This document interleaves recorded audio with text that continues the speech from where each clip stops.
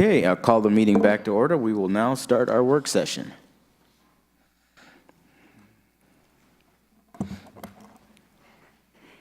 Good morning, Commissioners. My name is Julie Crow. I'm the Executive Director for the El Paso County Department of Human Services. Thank you for having us today for this work session.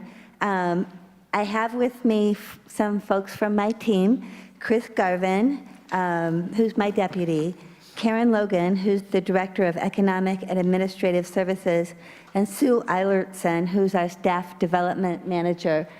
They're behind me. So without further ado, I'm just going to turn this over to Karen Logan. Thank you. Good morning. Karen Logan here, Department of Human Services. I have a really short presentation, and I'm going to apologize ahead of time. I do have other members of my management team, and they, I don't think, expected the County Commissioners meeting to be so short today. You mean efficient? Efficient, yes. So they are on their way, and I will introduce them when they get here. But Sue is one of my managers here, and hopefully she can help me if we have any questions. The presentation itself is super brief, but if you have any questions, just go ahead and interrupt me, okay? Okay, as Julie indicated, the members of my staff include myself, Catherine Chacon, who is an Economic Assistance Manager, Jane Gravel, and Brian Pilger, who are also Economic Assistance Managers. They are the bulk of what runs our departments, the majority of our SNAP and Medicaid benefits. SNAP being what used to be called Food Assistance, and Medicaid is actually called Health First Colorado now. But they run those programs, which is the bulk of those applications. You'll see the volume here in a little bit. It's a pretty heavy lift, and they're all three new managers in this division, but they're doing an amazing job at the things that they're able to handle. Sue Eilertson, who is my Staff Development Manager, and then Travers Hyde, who I'm sure you all know, is our Operations Manager.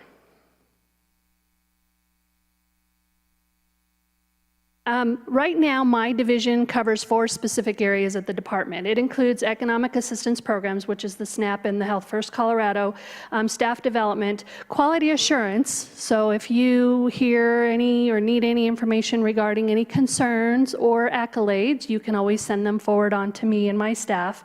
And then our operations division services, which helps make sure that the building runs okay. It includes our file bank and our mail room, as well as the facilities. In El Paso County, we have received over 98,000 applications last year in 2016. We're averaging about 4,000 applications per month. That means new people applying for benefits within our county. 29,000, over 29,000 RRRs, which stands for redeterminations, recertifications, and reapplications. It's just basically a person who applies for benefits under the food assistance program. It's good for 6 months, and then they have to recertify every 6 months. And there are a few exceptions to that, which falls in Cheryl Schnell's division, and that's when it involves elderly. They can apply and be eligible for up to 24 months because they rarely have changes. We get over 3,000 changes reported monthly. Yes. Commissioner Littleton. Thanks. One question I don't need you to answer necessarily now, but be thinking about, because I've been reading in some of the different NACO, National Association of Counties, information that many different counties are coming to a point where they're doing drug testing for people that are receiving assistance, at least not initially, but after a short period of time too. So I just want to have you maybe address that. Okay. I can tell you at this time we are not drug testing. We've not made that decision at this point. Okay. And what do you need to make that decision? Is there any research that we can do or information that we can look at?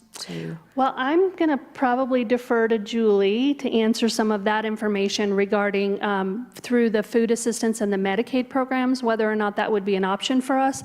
I can tell you that as we get through this, how the application process works, how the entry points happen.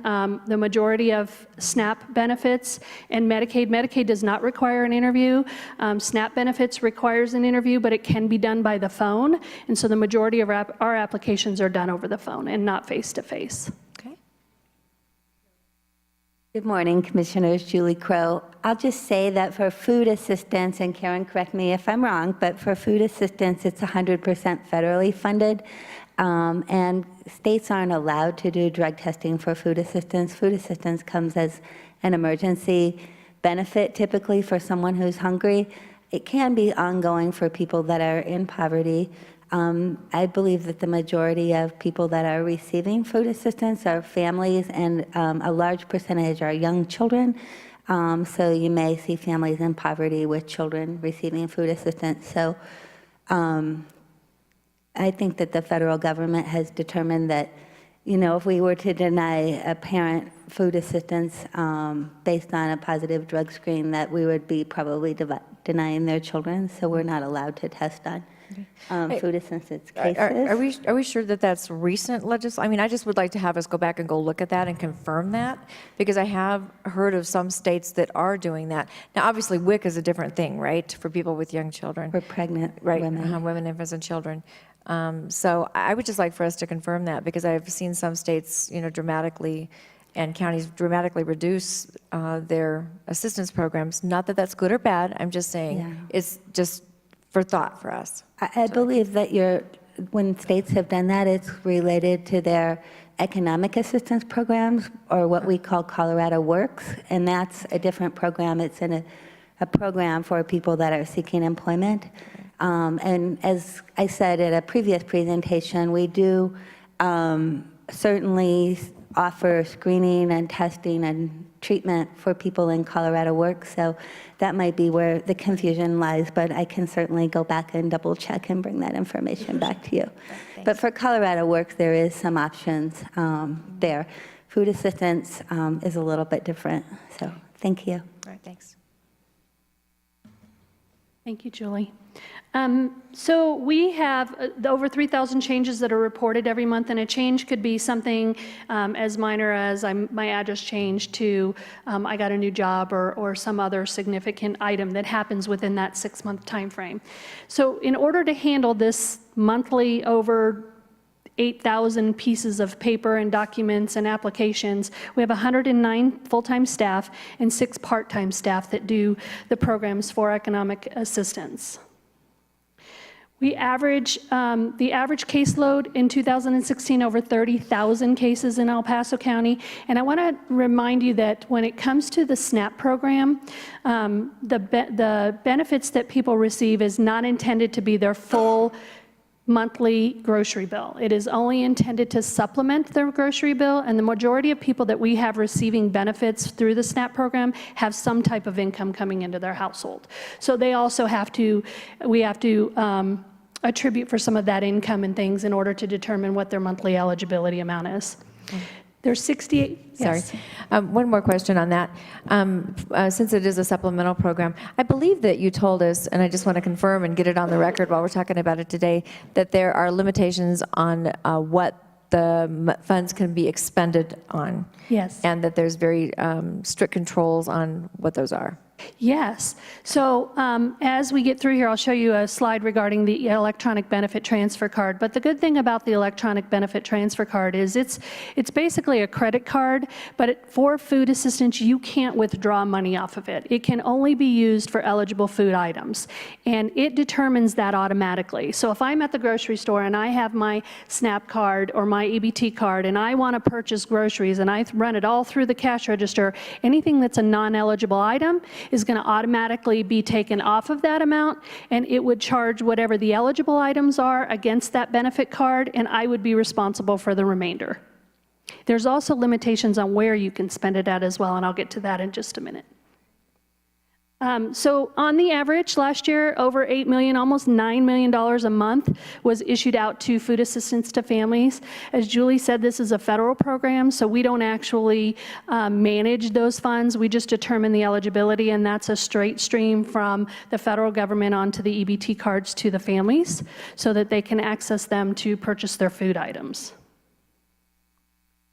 There's several ways that people can get benefits in our county or apply for them. I have a map here to show you. First and foremost, we encourage people to use our Peak Online system. This is an automated system that they can go into from their phone, from their house computer, and put in their information on their own to apply. I've provided you with some booklets that come along with that, and this explains what the benefits are of using this Peak system. It includes being able to access your Medicaid card through your phone. No longer do they have to have an actual card in their hand. They can download the card on their phone, and when they go to the doctor, they can just swipe it when they get to the doctor, and it's just as good as having the paper card. They also have the ability to use this system. There's an app that goes along with it where they can find a doctor. They can ask for the closest doctor that accepts Medicaid, and it will look at their location through geo-tracking, and it will tell them where the closest provider is that accepts Medicaid. It can help them find doctors. It can help them find dentist, and all of the other things that go along with that. And you have it both in English and in Spanish, so it just explains to you the different things that are available through the Peak Online. And we encourage families to use this system. Of course, not everybody has access to internet and the computer, so we do have people out in our community that are available to help people as well. So besides our Citizen Service Center, we have 13 additional locations, over 13 now, because we're also located at the courthouse to help families that are receiving, that are involved with the department through dependency and neglect actions. So we have technicians there that are available to help families so that they can access the medical services that they need while involved with a DNN. But we have locations all over Colorado Springs. They can also fax, email, and send applications through the US mail. And hopefully, again, coming soon by phone, we might be able to take applications over the phone. Our current barrier to that is being able to have an electronic signature through a phone call. We have to have a signature in order to accept an application. Some counties have the ability to accept an application through an electronic signature, and we're working with the state to try and acquire a system that will allow us to do that. So our electronic benefit Another transfer. question here, Commissioner Vanderwerf. Thank you, Mr. President. I don't know if this is the best time to ask the question, but we had the map on the screen just a moment ago. And of course, we have 3 maps here, so I appreciate your providing all of these. And some of these are showing densities of services being provided in both the Medicaid and the SNAP program. And then you have the map showing the locations. So I'm interested, and you may get to this if you will. We'll defer to your later comments, but there's a lot of density in the central part of the municipality of Colorado Springs here. Correct. As far as services rendered to clients. And then when I look at the map, I see a density of locations that provide those services in downtown, which appears to be kind of east of where this density is located.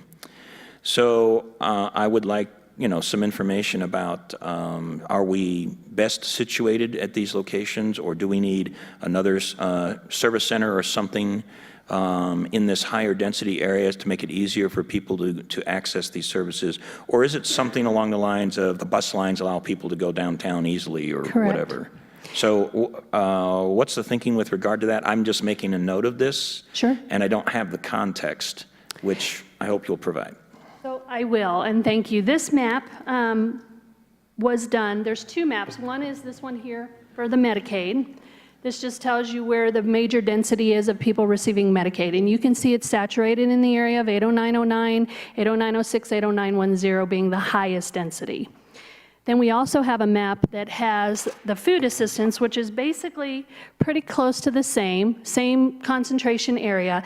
When this map was done, we did not have all of the other locations that were provided for them doing this map. So the most recent map that you had, which was this one, that we just recently did within the last 2 months, was updated. So some of these locations were available when this geo mapping was done.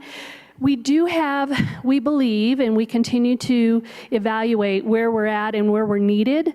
And so we continue to look for locations that we can be best utilized. And we do have people located in that 80909, 80910 area to receive applications. What we are lacking, and this is something that we've known for a while, is access to our electronic benefit transfer cards. They can only be issued under very strict rules by the state, and we only have one one current location, and that's at the Citizen Service Center, which although we do have bus routes that run every half an hour to the Citizen Service Center, it can be pretty trying for people to have to get that far. We do encourage people to allow us to mail them out cards, but we are currently looking for a location in the 80910 area because we believe if we can set up a satellite office there with our EBT cards, that probably the majority of people that are really needing them would be able to access that and not have to come all the way to the Citizen Service Center. We've looked, we do have to have some very specific security. I think we had talked about, maybe looking at some space at the regional building department or looking at the new center that the health department might be located at, although we're not certain how long it will take for that site to be completed in order for us to access that. Okay. Does that help answer your question? That does, thank you. Okay. And of course, I would say, but I imagine you're using this as part of your consideration for finding a location. It doesn't necessarily have to be in the area as long as there is efficient bus transportation from that area to wherever you might locate a new place. So it has to be one or the other. It has to Correct. be either within that area that eases the access or has efficient bus service that allows people from that area to access. Absolutely. Thanks. We are looking also at the possibility of maybe a part-time location for EBT, either in the Fountain area or up in the northeast section that will help facilitate people that are living in the far east Colorado Springs that don't necessarily have bus access, and a car ride from their location to Citizen Service Center could be more than an hour. But we do have to consider the security that goes around with that, because there's very specific rules on what we can do with our EBT cards. But we are looking, and we are open to any suggestions or help in that area. Commissioner Littleton. Thanks. And I think you referred to it in your comments about the new Department of Health Center that's going in down on Fountain. So is that what you were referring to? Well, my understanding is the health department was looking at a location, maybe used to be the Silver Key out on, in the sand. No, there's actually one down on Fountain Road now. So if you want to connect, that we just approved for the Department of Health liaisons.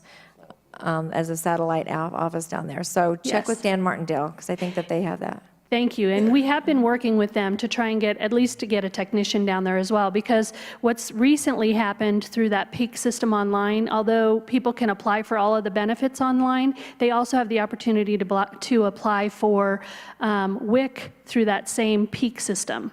Even though it's not processed through Department of Human Services, it is something that they can access through that process as well. It makes sense for us to be located with other community partners as much as possible. Thank you, Mr. President. If I might, I'm just looking at the book that you gave to us, talking about some of the different steps that people do it, that they have to go through to actually acquire this. So we talk about completion of a redetermination. My question is, how often does redetermination occur? And update their expenses and assets for long-term support services. How do we verify that information for that? So the long-term care programs run through the adult programs, and Cheryl Schnell is going to do a presentation on that. I can give you some general information about that, but through most of our programs, the SNAP benefits have a 12 or a 6-month redetermination time frame, unless it falls under the elderly programs, and there's some rules and guidelines that go with that. Because their income and resources become a little bit more stable than people that are not in that elderly category, they can have a longer certification period. I think, and the question is for them to update their expenses and assets for long-term support. It wasn't for long-term care. Oh, okay. Long-term support. So how do we verify when they're updating their expenses and their assets? Take their word for it? No, well, no. Most often people provide us with the information that they have, but we also have access to quite a few different systems that can help us verify that. So for example, if a person comes in and says, I've applied for unemployment, we can access that system to verify whether or not they've actually applied for unemployment. That is for 2 reasons. One, because we need to verify whether or not they have income, and the second reason is, do we need to refer them through our Employment First program, which is a work program that goes along with the food assistance program. Right. If they're receiving unemployment, they are exempt from work the work program, because what they're doing with unemployment office requirements is even higher than what we're asking for through Employment First. We also have a work number that we can call, which a large number of employers are provided this information through this work number, where we can call and actually verify, does a person still work at this specific location? We'll call employers as well. We can call landlords. We have access to the child support system. We have access to a lot of systems online for us to go in and verify some of the information. If we can't verify it, then we would ask the client to verify it if it impacted their eligibility. Okay. Commissioner Gonzalez. Thank you, Mr. President. Yeah, I did also want to highlight the issue with the services in the Southeast. So I do receive a lot of calls in this. The City Council in Fountain has actually made this a priority and brought it to my attention, as well as the people in the Southeast Colorado Springs. So any efforts that could maybe get the EBT and other services into the health services office, potentially even if it's just once a week, or something in Fountain is important. It's something I do receive calls on, and I know the leadership on the South, particularly the Fountain City Council, have highlighted this as a priority. Thanks. We have worked with them. We do have a staff member that was our very first outreach location, was down in Fountain, and we have staff members down there taking applications and doing eligibility. The barrier that we're running into is the access to the EBT card, because if they have if they're needing food assistance, they generally can't wait the 7 days it takes for it to be mailed to them. Although we know our mail system works faster than 7 days, we can't always guarantee it, and people don't always trust that their cards are going to come to them timely. So oftentimes they'll prefer to come to us, but you're correct. We need to find a location that's more conducive to the clients that we're serving. Commissioner Lodes. Thank you. Sorry, last comment. And I'm sure that during that 7-day waiting period, if there is any concern, I mean, there are a number of different, faith-based organizations that will offer some of that support initially. I know that Church for All Nations has a program like that. We've got Care and Share and others within our community that also can assist during that gap period. Correct. And in fact, we have staff that have located at the Springs Rescue Mission, and they are looking into having a transportation system that would bring people to the Citizen Service Center to be able to access those EBT cards. Even though we're located in their building to provide service to the homeless, we still need to figure out a way to get them those cards. And so we're working with them to figure out what makes the most sense so that they can get those as quickly as possible as well. Okay, so electronic benefit transfer card, it can only be used for food items. It is not eligible for anything fast food, and they have a pretty specific distinction on what fast food is. So if you go to a 7-Eleven and you purchase a frozen burrito, but you warm it in their microwaves, it's considered fast food. But it is not eligible for fast food items. It's not eligible in certain locations. So when a person has their Quest card and they have financial benefits at all on it, or the food assistance benefits, they can't use it where there's gambling. And that doesn't include the Colorado Lottery. It just includes gambling locations. Liquor stores, it's not eligible in adult entertainment stores. It's not eligible for withdrawals in marijuana shops, and any place where the primary sales are firearms. So those are considered disqualifying locations, and so they would not be able to access their benefits through those locations. They would have to go off-site to a different location that is more conducive to being able to use the benefits for the purpose that they're intended. Okay. We received an award this year from the State Department of Human Services, and it was for timely processing of benefits. And we were at 99.16% overall processing timely for a 12-month period. We've actually exceeded the 12 months. We're more at I think we're at about 18 or 19 months right now, consecutively, where we've exceeded 95%. Because of our workload size and our county size, we're approximately 20% of the state's entire workload. So if we're not above 95%, clearly we will bring the state and a lot of the other counties down. And thankfully, we've been doing very well in that area. We generally are in about the top five counties of processing timely as a county, which is a significant amount when you're talking about 8,000, 9,000 pieces of paper and cases touched every single month by those 100 staff members. Next, we have our... Another question? Yes. Commissioner Vander. Yes, with regard to that excellent timely processing rate, first of all, thank you for the staff for doing that. And I sure hope the rest of the state appreciates that we bring up the average, I think, right? They do. Yeah. We know that we have regular meetings with the state. They're called COFAM, and it's really with the Big 10 counties that they have every month. And we talk often about, what the responsibilities of the larger counties have on the other states, because we could essentially, if we weren't processing timely, we could actually be sanctioned and have a fiscal impact to the rest of the state. And so that's an area that we take very seriously. We do have to overwork our staff often. For example, we'll be doing a mandatory overtime this Saturday to make sure that we're meeting our monthly requirements. But the bigger picture isn't even the timeliness of processing because it's required as a state. Every case we process timely means a family gets to eat on time, means their kids get to go to school with their stomachs full and things like that. And so that's a big deal for us. When we're not timely in that 99 point whatever percentage, when you're talking about thousands of cases, we really only have about anywhere from 20 to 40 a month that we are not able to do timely. And that's 20 to 40 cases out of that 4,000 applications that we receive every month. So it's kind of a big deal. And we look at them as families and not necessarily as just the numbers. So next we have our staff development division. And that is Sue Eilertson, and I notice my other managers have showed up here. Catherine Chacon, Brian Pilger, and Jane Gravel are the managers that run the economic assistance programs. But Sue Eilertson is the one that runs our staff development division. That division had over 540 trainings that were performed in El Paso County for Department of Human Services staff in 2016. Because our caseworkers, in order to be certified, are required to have more than 40 hours of training every single year, it falls on Sue's responsibility to make sure that we not only have staff that are trained, but we bring good, relevant training to our caseworkers so that they can do the work that they need to do with the families we're serving. That's over 8,240 hours yearly that we have to provide to those caseworkers. That's kind of a big deal. But our economic assistance staff also has to have specific training every year in order for us to meet our requirements in that category as well. And so each staff member has a new requirement starting this fiscal year. They will require to have at least 8 hours of training, up to 12 hours depending on which program they may be in. And that means each of those individual workers has to have that relevant training to the work that they're doing in those categories. And so Sue helps coordinate that with her staff.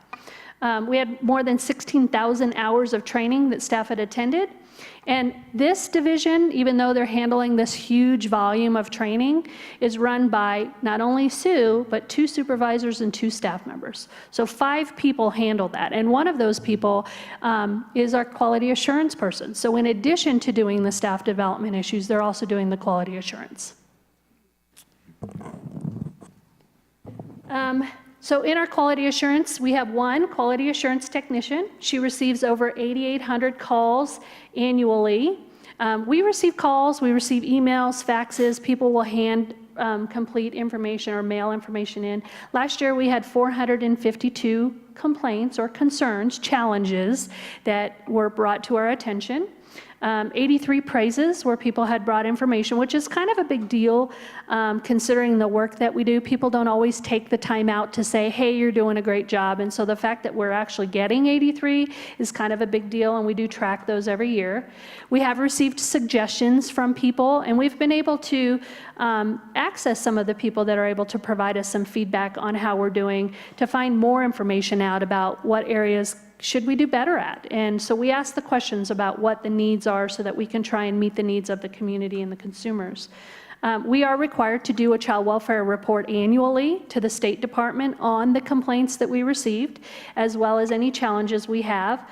I've provided you with a book here. This is our quality assurance process for employee conduct grievance process. This is applicable specifically to mostly child welfare, because there is a process that people go through if they are not in agreement with what the child welfare programs are doing. And it goes all the way and includes you all. all. So if a complaint goes through our citizens review panel and it's not been resolved and they want additional input, it can go all the way up to our county commissioners, who can review the information and make determinations and suggestions to the county. So this is our policy that goes along with that. For people that are receiving economic benefits, they can apply for a hearing through an administrative law judge if they don't agree what's going on, because those are benefit programs that are offered either through state or federal services, and those have to be handled in a specific way. But that information is also in here as well.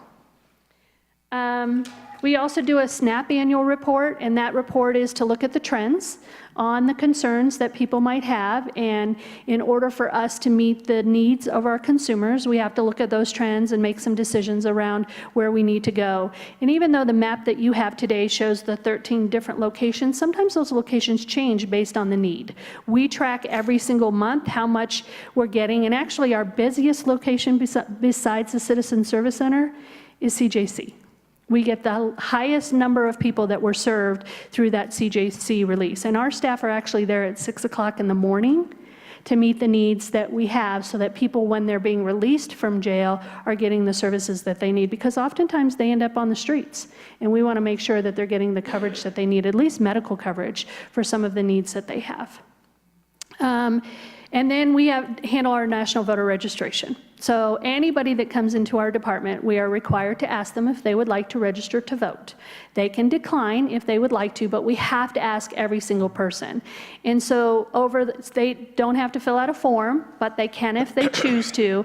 And so we've handled over 26,000 forms of people that were requesting to vote last year. Commissioner Littleton. Are you required to verify citizenship? No, they fill out the report, and that information then goes to the people that handle the voter registration.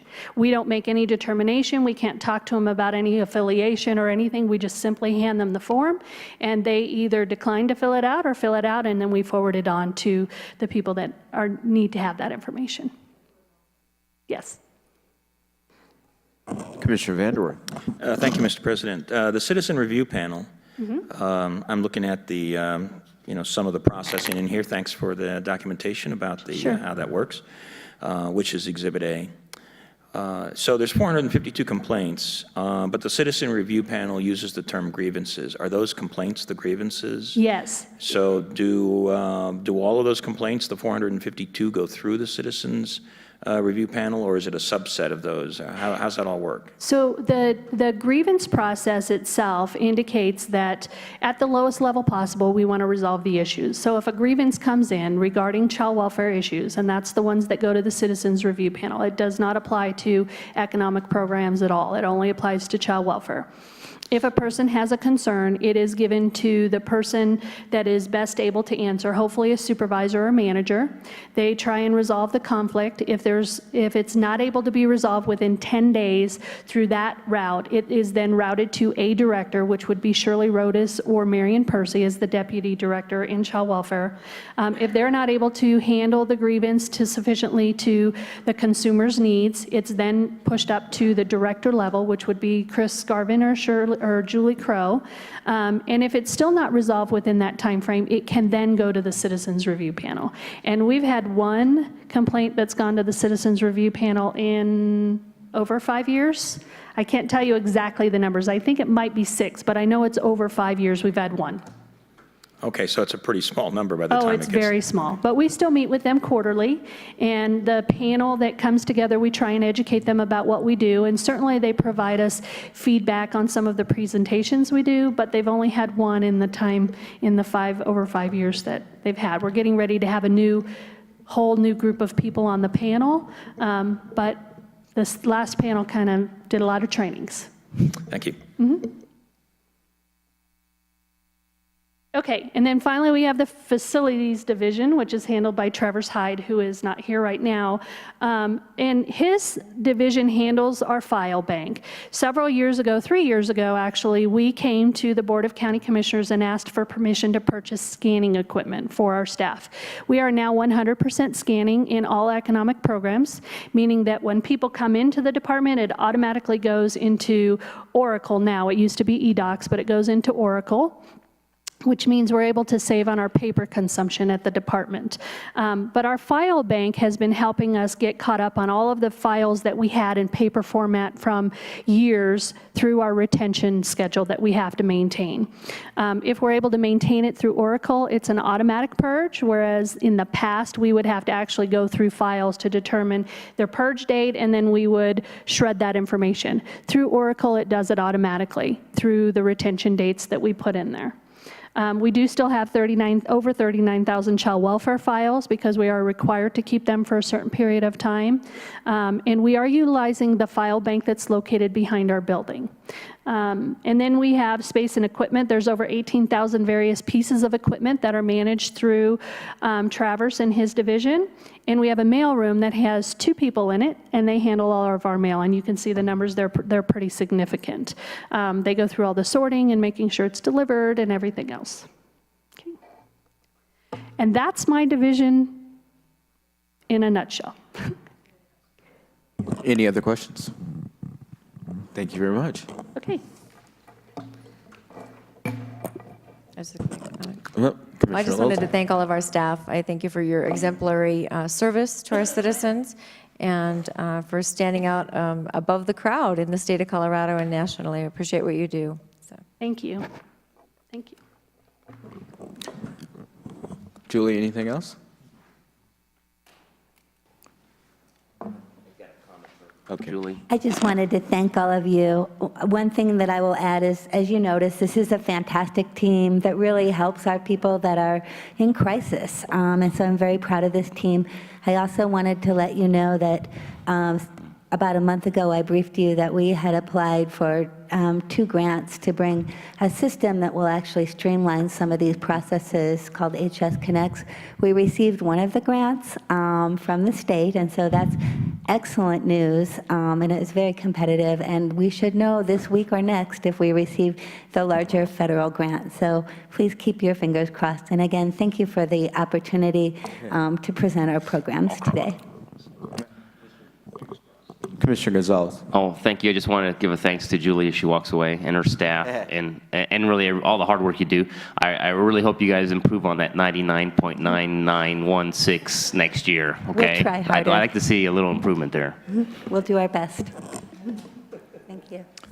Commissioner Vanderwerf. I've already made my remarks, say thanks to the staff, but I'll just echo the other previous compliments. So, and we want it to go to 99.917% next year. So We will do our that's best. your goal now. No All right. pressure. Thank you. No pressure. Thank you. Oh, one more I'm comment. sorry, but Travers Hyde is hiding in the gallows up top, so I just want to make sure that he knows that he didn't go unnoticed in this presentation. Thank you guys very much. Thank Okay, you. we are adjourned.